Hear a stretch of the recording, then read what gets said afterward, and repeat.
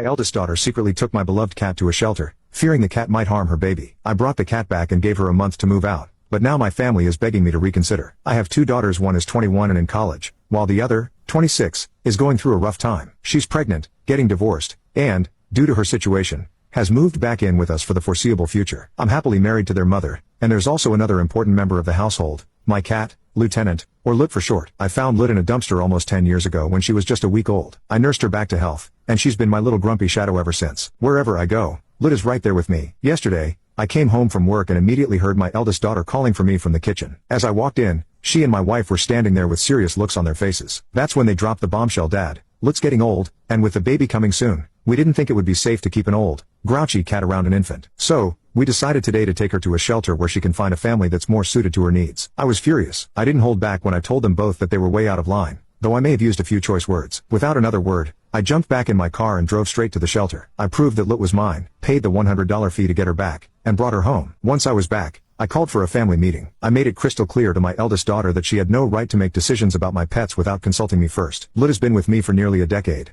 and I wasn't about to throw her away like that. I explained that Lut is perfectly fine. She just likes to be left alone. Even if it ever came to a point where keeping her was an issue, I would exhaust every possible option before sending her to a shelter. That's when my daughter started arguing again, claiming that Lut could be a danger to the baby, that old cats are unpredictable and a liability around infants. That was it. I saw red. I dared her to name one time Lut had ever scratched anyone, which, of course, she couldn't. Still, she kept pushing the idea that old cats are inherently dangerous to kids. I had enough. I told her she had 1 month to find a new place to live, as she clearly didn't respect me or my things. I also warned her that if anything happened to Lut, even if she lost so much as a whisker, I would hold her personally responsible. Now, my wife and younger daughter are begging me to change my mind. Now comment update to tag you on part 2.